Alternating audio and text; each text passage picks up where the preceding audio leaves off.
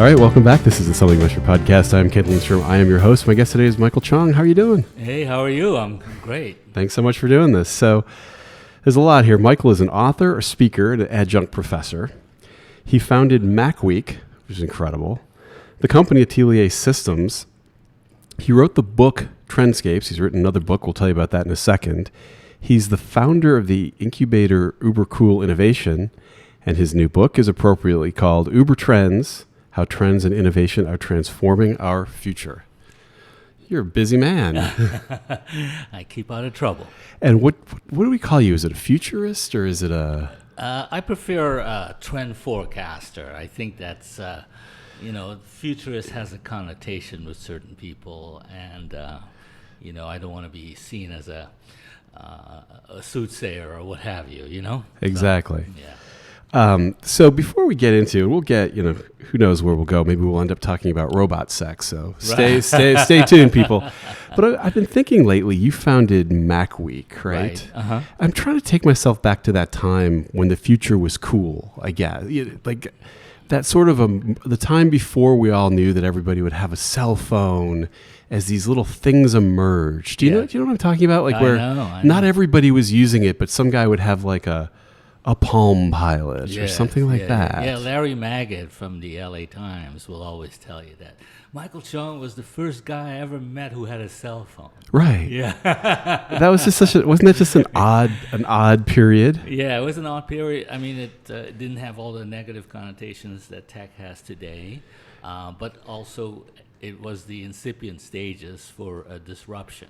Right. Because I work for a company called Manhattan Graphics, and we created the first desktop publishing program called Ready, Set, Go, ahead of PageMaker. Right. And typesetters would come at conventions to me and say, "You're putting me out of business." So that was the start of it. I was just reading a book about early women in venture capital called Alpha Girls. And the funny thing is the way they would find companies is they would go through these computer magazines. Magazines, PC Magazine, Macworld Magazine, and they would find a product or a service, something like that, that's how they would find their investments. Right. Or they would look for people who were hiring, that kind of thing. Yeah, you look for names, etc. in any media you could find. Yeah. And what is the... how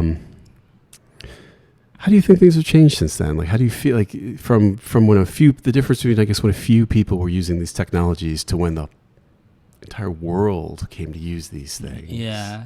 I mean, you mentioned MacWEEK, for example. We were the first publication to separate color on the desktop, a very ancient concept in this day and age for Facebook and digital media. But, that was a disruption, and it was very positive. But now I think that, we've seen a complete shift to where technology is now perceived as an enemy. Yeah. And, I'm always on the bandwagon. You probably heard me talk about this before, but I'm always on the bandwagon about Silicon Valley. We haven't lived up to the promise, okay? In the dot-com boom days, I told everybody, hey, you know what? If a CEO could click one button and send an email to the top 20% of his best customers, our promise has been delivered. To this day, that's impossible. Right. No one can do that. It takes too much effort. It takes too much code. It takes 25,000 different apps that have to be integrated. So we haven't lived to the promise, and that's what, I want to admonish. So, when I wear these T-shirts and I tell everybody I want to, out innovation required subjects, right? I really mean it. And let's talk about that. Why has Silicon Valley failed to sort of live up to what it can? Well, I think it's for the very same reasons that Wall Street has corrupted the rest of America. Yeah. It's profit motive. It's not necessarily helping humanity. Right. And we got to shift that element. It's getting really bad now. Everyone wants to regulate tech. I mean, you can already see it's going to happen because, we couldn't control ourselves. Right. And I guess Facebook kind of got itself, for example, in a little petri dish where they said, well, let's optimize for minutes, for example. Right. And their machines and their people did. They said, this is more addictive than that, and this is more addictive than that, the loop and the loop and the loop. And then maybe you end up, though, with a bikini photo instead of a thoughtful thing about your experience with something. Yeah, absolutely. And you can sometimes see that from the suggested friends list, you know. I mean, hey, this is, I'm looking for a public figure. And, you know, what they then show you is not necessarily what I consider to be a public figure. So anyway, we have to live up to that promise. We have to get people to get off their duff, and we need to really send a message here, especially here in San Francisco. You know, we have a city that is, you know, a huge centrifugal force in the future of the United States. Yeah. And if we start to let the country down, and we are basically the infrastructure of success for everyone else, Right. then you've got a big problem. Is there, can they help it, I guess? If you're Facebook, did Facebook win because they were doing that, because they were the ones who optimized until you got to the certain public figure or the certain bikini photo? Right.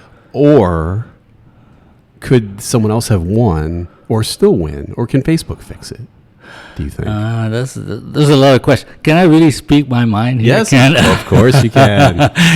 You won't get into trouble with Mark Zuckerberg, right? Wow. I mean, you know. I can take him. He's doing fine too. Well, you know, I think that he showed, you know, if I take it from a pure anthropological perspective, he showed certain traits that were made famous in a movie, right? The network. Oh, right, of course, yeah. That basically gave us a very clear-cut picture of what Mr. Zuckerberg is all about. And I don't think he disappointed anyone if you look at that movie. So, meaning he didn't have a lot of empathy in the movie. He stole the idea from, Yeah? you know, the Winklevi. Yeah? And, you know, it's all documented. You Yeah. know, he settled with him. I know how much he gave him a ton of money. Yeah. You know, I mean, it's there. Yeah, and then they ended up doing okay. Yeah, they invested in Bitcoin of all things. Isn't that just isn't that the craziest thing? Exactly. So it's just funny that we find ourselves here from the early, I was talking to somebody recently, and their point was that the early iterations of the internet were very utopian, maybe. Maybe that's too much of a word, but for example, you could get any URL you wanted. You Right. could get sex.com or Yeah. business.com, anything. And people didn't, by Yeah. and large. The ethos was, hey, if you're not going to use it, man, Yeah. don't do it. Don't homestead. Now, Yeah. today, somebody would be writing a code that would harvest the highest value words and buy them for $19 and put ads on them that generated hundreds of dollars. Exactly. There seemed to be a very different ethos early on, right? Yeah, well, you know, there's always going to be a certain element, you know, in market research, we call it quintiles. You know, you've got one end of the spectrum, 20% of thereabouts, that does everything, and there's 20% on the opposite side that does nothing. And whether you apply it to crime or you apply it to technology, the results are pretty much the same. So, you know, there's going to be an element that destroys. But up and up, you know, if we look at the pure benefits of technology, I can tell you for sure that in general, society is far better off. Yes.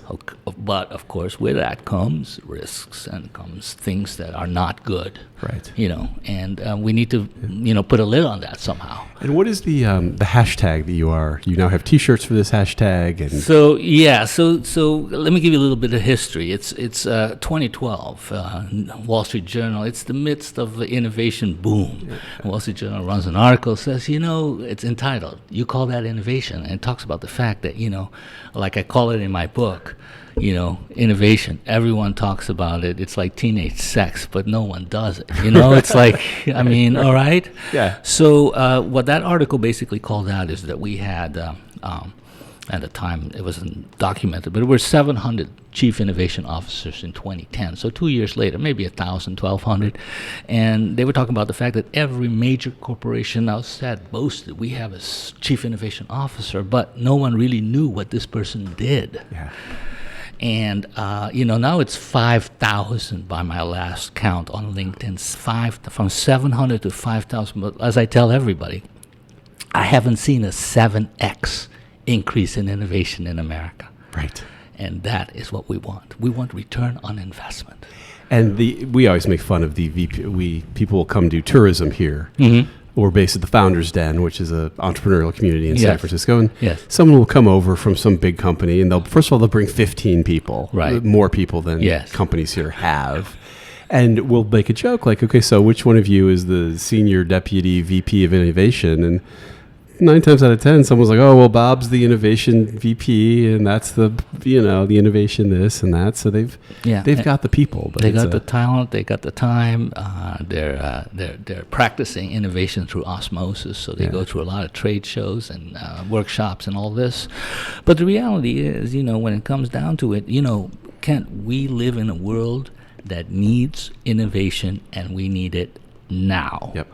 Okay, there's a time limit on global warming. Yep. That social media are leading us in the wrong direction country-wise. There's a huge valley between the rich and the poor, and technology is only accelerating it.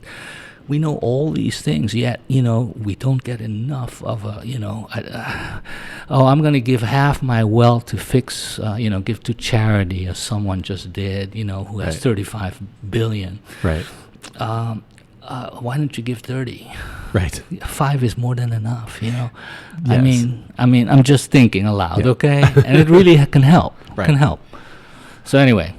So, so you call that innovation was born from that article. I created T-shirts. I explain it in the book. I launched a crusade last year, but without context, I think it makes more sense within the book, because in the book you can see, I have a whole page with 35 logos of defunct companies, and they were all huge brands. And my message is, innovation is a Darwinian struggle for survival. If you don't adapt, you die. And the example I give is 12 original Dow Jones Industrials. Only one exists today, and that one was just uninvited from the Dow Jones Index. That's incredible. Doesn't that tell you something? And it's funny the number of these companies, and this is something I always think about in Silicon Valley. You look backwards, why didn't I buy Bitcoin, that kind of thing. You look at these companies and take, for example, I think it was Kodak. They had, I think, digital photography in their grasp. It was right there. They made the first digital camera for Apple. Yeah. The Quick Take. And Xerox PARC famously had everything that Apple modified and made their own. Exactly. And looking back, we make fun of them, but for some reason, it's not that easy to see at the time, I guess. Well, the thing about these large corporations is that they are full of those innovation-required subjects. They want to spend the money on it, but they don't really want to act upon it, and that's the big problem. And it's the biggest thing I hear when I speak about innovation. People will come to me and say, hey, Michael, how could I get these management people to believe what you have just shown me today? And I say, well, you got case studies and all of that. But in the end, I realize, Kent, you can show them case studies till you're blue in the face, but nothing's going to change because they are really vetted in their way of doing business. Right. And that applies to Silicon Valley, too. There's a lot of companies that I consider to be, ancient now, behemoths, things that need to change for the better, And what is the solution? I mean, is it just that when you go to work at one of those big companies, you're not the guy who's reinventing the future? Or what is it? Like, what needs to change? Well, I think that, we're moving towards, I call it Generation X-tasy is the Ubertrend, and it's other people call it the experience economy, but I prefer this tagline, been there, done that. And that applies to everything in America. It applies to jobs, it applies to entertainment, right? And you can see things come and things go. Yep. So if you want to become a permanent fixture of society, you're going to have to morph along with society, and you've got to adapt, and you've got to be realizing. So if I'm Mark Zuckerberg, I realize that I have now hopelessly screwed up America. Yeah. Okay, so where does that problem start? I'm going to tell you exactly where it starts. It starts in education.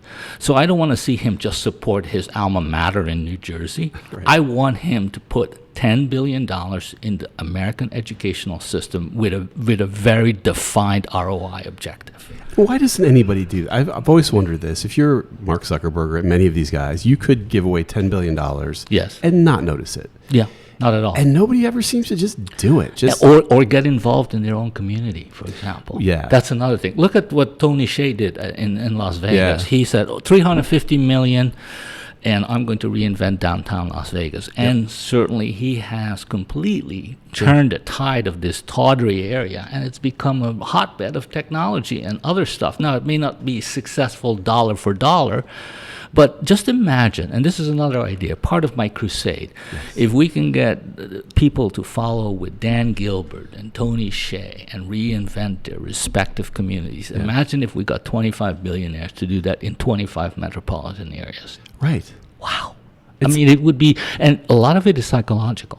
People see things being built and done and changed, and they change along with it, and that's what the message is. I think that's right. That this puzzles me. I know a lot of times these guys get in trouble, these billionaires, because they give their money to things very far away. Yeah. Global health. Right. As opposed to saying, well, I walk the streets of San Francisco and there's people in distress here. There's housing and income inequality. And I should also solve that. Yeah, well, it's not as fun because it's right here and I don't have to get on a plane to go to Africa. Well, you saw the popularity of the homeless solution uptake here a few months ago, right? Yes. You know what's happening. But they do, I want to digress, they do spend it locally, very locally, hyper locally on themselves. Yes, on their And mansions. that's part in Generation X to these too. I mean, I talk about that $250 million house that has its own, web address. And I'm thinking, who needs a $250 million house? Why do you need 54 bedrooms, et cetera, et cetera? I mean, it's ridiculous, right? So, unfortunately, we the 0.1% is getting out of control, and the country is suffering for it. It is crazy too when things went public. All those things that were going public in the 90s that we thought were ridiculous. Yes. We're going public for like $350 million was Microsoft. Oh, yes. An incredible amount of money. Incredible amount of money. But money. now they go public and like the guy who founded it is worth $950 million, him or herself. It's Well, remember when during the dot-com boom, we thought getting $10-15 million was astronomical, I mean, now it's nothing, Mega round is $100 million plus. Some people want to redefine it as $500 million plus because too many companies are getting $100 million plus. And I'm thinking, and then they go down and they take such vast amounts of capital with them. I mean, it's like incredible. It is amazing. It is amazing. And, we should be solving. I mean, can we get these VCs to get back on the ROI bandwagon and show me exactly what they're bringing in? Well, the difficulty that they get into now is that they get so much fees from having these mega funds. So if you have a $1 billion fund, you make $20 million a year for every year that passes by. Right. So whether you do well or not, you'll have to figure out how to live on $20 million a year, which many people can do. I like it. It's petty cash. Yeah, that's what they call it. So what are some of these? I've written down some of the Ubertrends. They're so fascinating. I love the names of some of them. Voyeurgasm. Untethered. Well, look, I compete in a space where people come up with I think John Naisbitt has 156 megatrends in his book, in the 80s. Others have in the 500, 600. I'm thinking, what do you need to focus on? What are the 8 forces that I believe are crashing into our future and that our world is not prepared for? So the convergence of these 8 Uber trends that I see: time compression, the acceleration of life, digital lifestyle, marriage of man and machine, fountain of youth, reinventing body, face, and society. And all of these voyeurgasm that you mentioned, voyeurgasm is I like to watch. It's the tagline for that trend, and it's about reality shows. It's about YouTube. It's about surveillance camera. It's about bystander recordings. The Zapruder film being the most famous. Sure. The government sold it at what was it, $16 million or something, the most ever paid for a viral movie. It's that kind of, when you look at it in by itself, you don't really realize the context, but I put it all together and I show you, the Concorde crashes and it gets recorded on video, that plane crashes in Bagram, Afghanistan, and it's just like the most spectacular crashing you could see on YouTube. And then I'm thinking, well, in the future, there's going to be surveillance cameras everywhere. Right. Everything will be digitally recorded. Voyeurgasm will bring transparency, which we desperately need in business. Right. We need more transparency. Right. So I all of that falls under that rubric. Right. So there's positive forces in here. Totally. Again, negative is, you've got people saying, "Oh, too much surveillance. I don't like that." Banksy has famous paintings where he shows the British landscape and all these surveillance cameras dotted all over it. So when you see that, that's a message. I do not want to be visually captured, but if you walk down a London street on a given day, you'll be recorded 500 times in a day. Sure. And that's par for the course. And now in China, it's even worse. They use AI. They know what your facial expression is. They probably in 5 years going to be able to tell anybody who walks down the street who is intent on killing someone else and pick them right out and isolate that person. So, this is the stuff we're getting. There's positives to that, and there's negatives to that. I feel like we've seen this movie. And what about there's the girl who dropped her cell phone? It was one of your stories, and Well, I started Digital Lifestyle with a fascinating story of this Tampa teen, and it's 2009, and she drops her iPod in front of an oncoming truck. Yeah. And she decides to save her iPod. And what I tell the audience is, I want you to think about her thought stream for a moment. I want you to think, my iPod or my life? iPod or life? Yeah. iPod it is. And I say that is as huge a value change. That's a tableau that opens your eyes wide, because now it tells you that these things are more important than life for a lot of people. Yeah. And that is scary, and it's going to get scarier because the tagline is marriage of man and machine. We're converging with the computer. The computer is becoming us. We're becoming the computer. And it's all accelerating, right? Yes. Is it time all compression? Is it all accelerating too fast? Like, are people not keeping up? Like, is it? Well, that's what a lot of people will ask me. Is this a pervasive trend? Is this going to keep up? And then I go back and I always historically paint a picture so you can get a context. So time compression, I tell everybody, do you think that's a contemporary phenomenon? Allow me to set the record straight. I'm going to take you to 1946, Cambridge, Massachusetts. Little girl, 3-year-old, says to her father, "Dad, it takes so long for these photographs to develop." Father happens to be Edwin Land. Polaroid cameras invented. Yeah. Same year, 46, same state, Massachusetts, and Percy Spencer notices that a candy bar melts in his pocket. And the Amana, later Amana, now Raytheon radar range is invented. Wow. And we get Americans introduced to instant gratification. 1948, Dick and Mac McDonald opened McDonald's up in San Bernardino, California. 1951, BOAC flies the jetliner. 54, stresses coined for the very first time by Dr. Hans Seeley in Montreal. So when you see these things just in a pattern, and then they start to accelerate, Right. Then you get the 3-minute dating sessions and speed dating, and you get all of Tinder, swipe left, swipe right, and you can tell, oh my goodness, where we're headed. We're heading to an almost instant gratification type society. I love that little stat from Google that the searches for open now have tripled over the past 2 years compared to open hours. Yeah. So in other words, people want to know, are you open now? I don't care about when you're open. I want you to know if you're open now. Yeah. That's funny. Yeah, I guess I'm old enough to remember a time when you would order something from the back of a magazine. Yes. And you would, oh my gosh, I need this gizmo. I need this thing. And 4 to 6 weeks. And that's once they got your letter. Yeah. And you just think now, if you found something on Amazon, it takes 3 days. You're like, what's wrong with Amazon? Well, now it's all next day. They said this week 10 million items available next day. And then sometimes they show up the same day because in San Francisco we're near the shipping center. Right. And that kind of, pretty soon, maybe they already do this, they'll be showing up before you. Yes. As you think of them. Well, FedEx just announced that they were going to deliver 7 days a week, so that's because of Amazon is doing. That's competitive pressure in action. But, also, I tell everybody we're going to be shopping on Christmas. Things will be delivered on Christmas. We're going to become a 24/7, 365 world. And how do you see the future? I try to think back to when I thought I saw the future and how right or wrong I got it to figure out how we do now. I think, do you remember a thing called Pointcast? Yes, of course.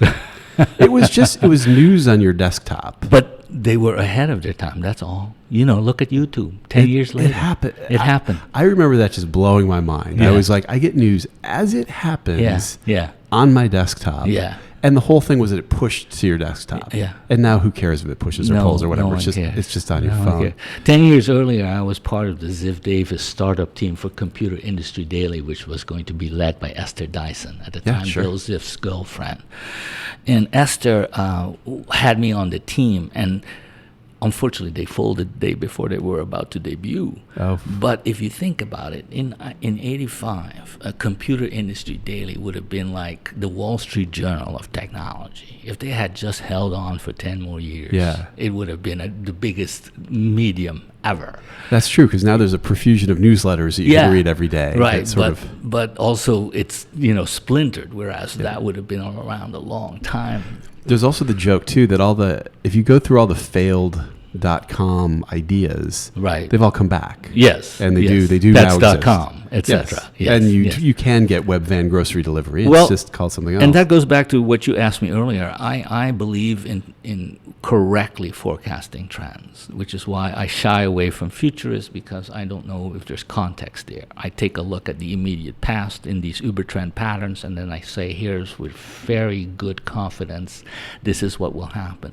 In 2000, Pets.com obviously told their investors 30 million people will be shopping for dog food online by next year. Didn't happen. They went down. Right. You can't flaw. You need to know how society is changing and not have a flawed approach to predicting how trends will develop. Yeah.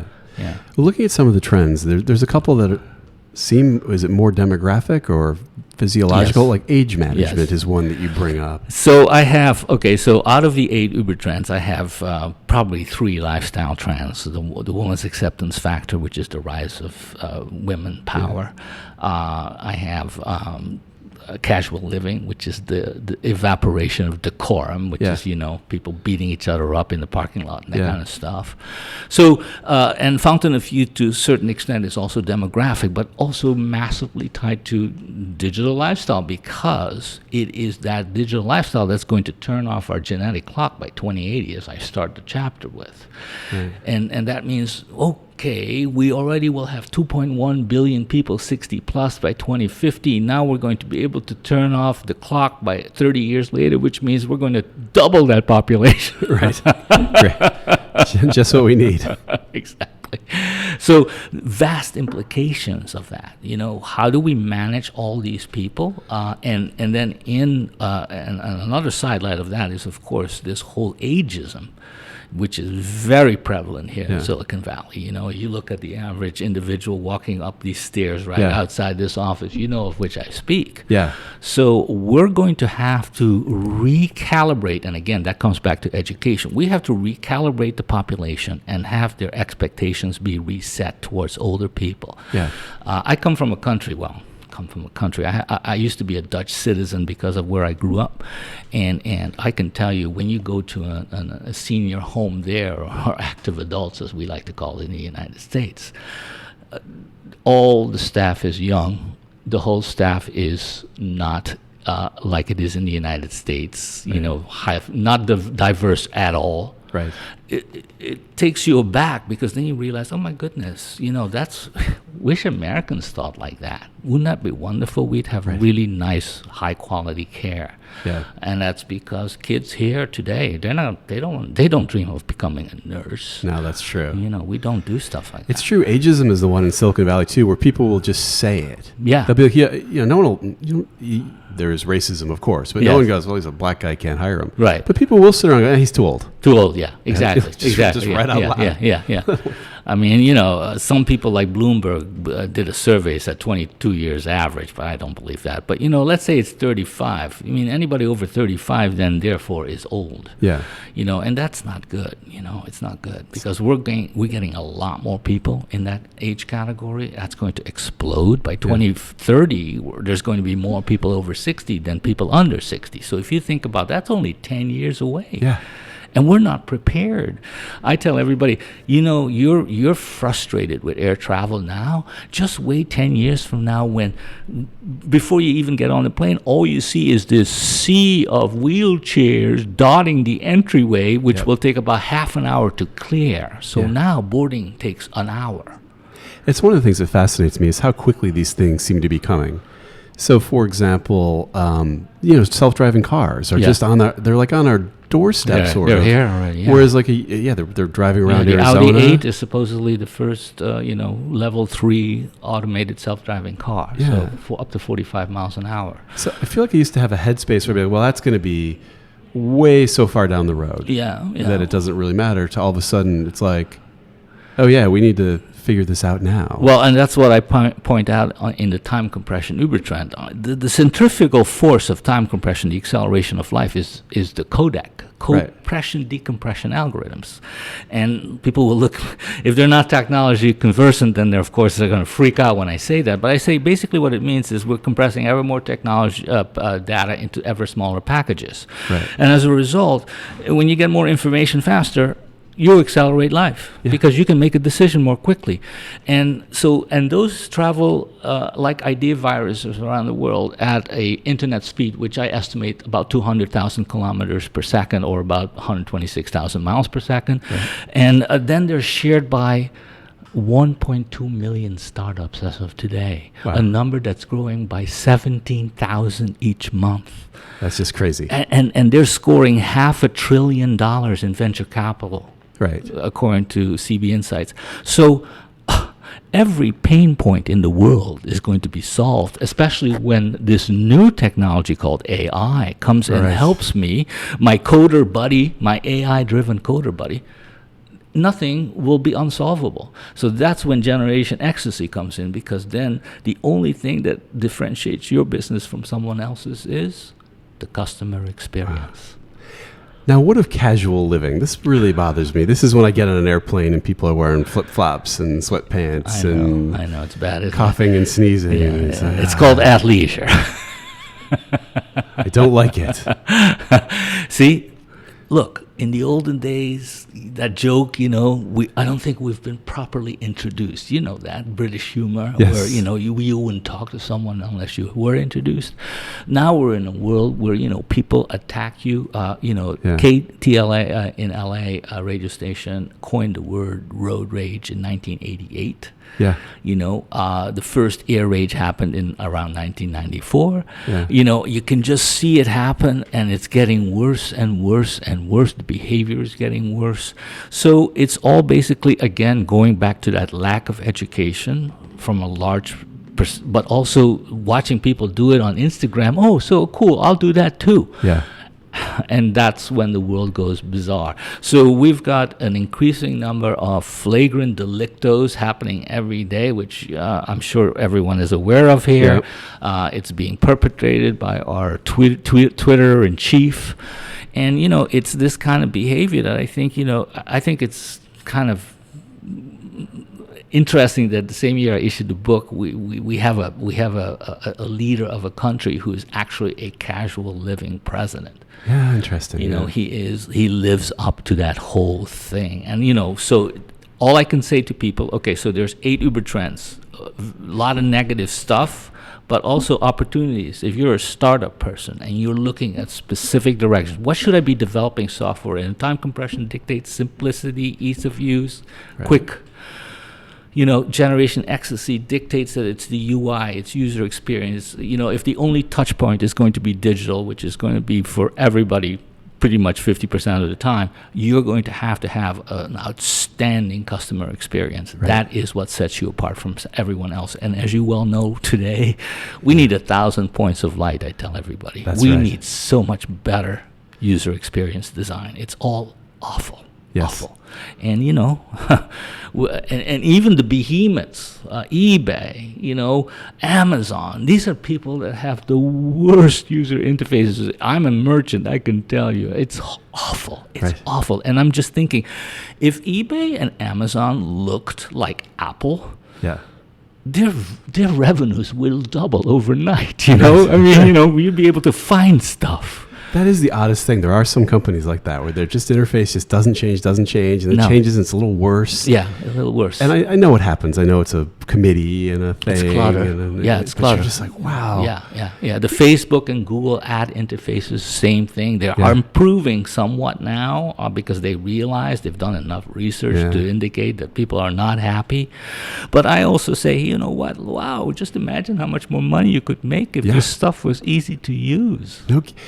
I've had things where I literally can't figure out how to do something. I'm pretty good at technology. And I had something recently when I was on a website, like, I can't figure out how to do what I'm pretty sure is the one thing you want me to do. Right. And I found it. I had to search. I know. Search to find it. And that's why, we need standardized interfaces. We need standards of data exchange. There's so much stuff we need. That's why I was thinking, look at these trends. Look at what we are becoming. And we're addicted. We're screen sucking. We don't give it up. What can we do to help offset some of the effects of these emerging trends? It's such a great book. If we could finish with the women, who's being one of the trends. Women are at the trend. It's the increasing power of women. Yeah. So this has an interesting here. I don't know if we have enough time to talk about it, but let me just tell you how it was defined. In the 90s, there was a website, and it took a name of a forum called WAF, W-A-F, and it stood for the Wife Acceptance Factor. And it was written by a guy at Stereophile magazine, a columnist, who had come up with a term to suggest that you need approval from the better half to be able to spend money on your expensive stereo and video gear, right? As it morphs online, what you see is everyone is hiding behind their anonymity. So what happens is in this world of ours that we live in, now you see the real men and what they actually are willing to admit, because we don't know who they are. And the boss is the woman, right? So I took this name, this moniker, and I adapted it. I call it the Woman's Acceptance Factor. And it is about the rising power of women. And it is a long-term trend. It's, it starts in the 1840s with, Seneca Falls. We've got Lucy Johnson, the first woman in the 50s to keep her maiden name after marriage, which was scandalous. The first lawyer who was told by the government you cannot, practice in front of the Supreme Court. Things that today we take for granted, but it took a long time to get voters' rights in the 20s. All of these things that have happened. But now, 81 inflection point. Women pass men as undergraduates. Yes. By the late 90s, women pass men as graduate students, advanced studies. And the clearly known reason for this is that the men are partying more. This is been found out in several studies. So what you're seeing then is the women are becoming smarter. They're much more engaged in social media. They are the top influencers on social media, which is the new advertising paradigm. And, so the economy is shifting in that behavior. Then you see people who get very upset by this, as in, the men who feel left out and are, hiding behind Gamergate and all of these other horrific things. Yes. I just tell them, it's going to get worse. Yeah. I hope you can take it, because, you're going to start losing, 20 women. I love this statistics. This is from Credit Suisse. Companies, large companies, 10 million more, whatever, I forget, 10 billion more in revenues, with women on their boards, outperform companies with no women on their boards by 26%. Yeah. And they redid the study, and they found the same exact conclusion. So it is a fact, and female doctors outperform male doctors. And it's just like cashiers. There's this joke about this guy who stands in line professionally in New York. And all he does is he gets paid to stand in line only in New York, right? Yeah, right. And he says he only picks female cashiers because they're inevitably more efficient than the male cashiers. So there's so much evidence of this trend, and it's accelerating. Fascinating. Yeah. Well, so how do you feel now about the future as we sit here? Are you optimistic? Are you... Absolutely. pessimistic, I'm or- optimistic. And here's why I'm optimistic. I think that a lot of machine learning and artificial intelligence are going to change our world. Yeah. A lot of it is also going to be bad. Kai-Fu Lee says it's going to be the biggest revolution in the history of mankind, even bigger than electricity. Now, that's quite a saying. And Kai-Fu knows his stuff, right? He's followed by enough people in China. But, you know, if you think about it, I mentioned Coder Buddy, my AI Coder Buddy.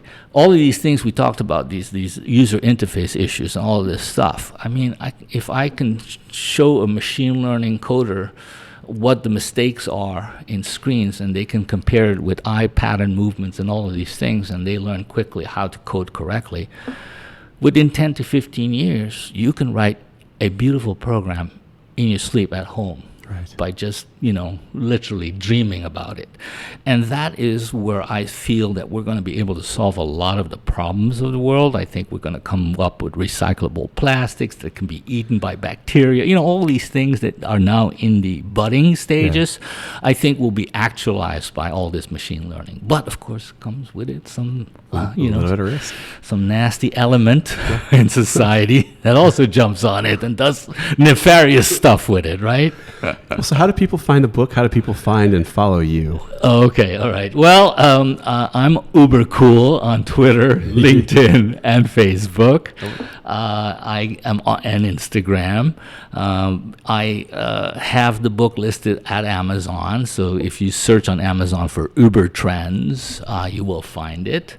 Or search for my last name, which is spelled Tchong, through some Dutch vagary. And also available from ubercool.com. If you want to go take a look at the Innovation Brigade, please download the emoji with the hashtag.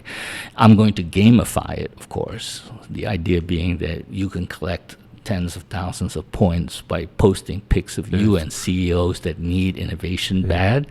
Yeah. Fantastic. You know, everything needs to be gamified. Of course it does. Yes, everything. All right. Thanks so much for doing this. Well, thank you so much for having me. It was a pleasure. I hope Oh, the this has listeners enjoyed This it. has been fantastic. My guest has been Michael Tchong. This is the Something Venture podcast. Talk to you next time.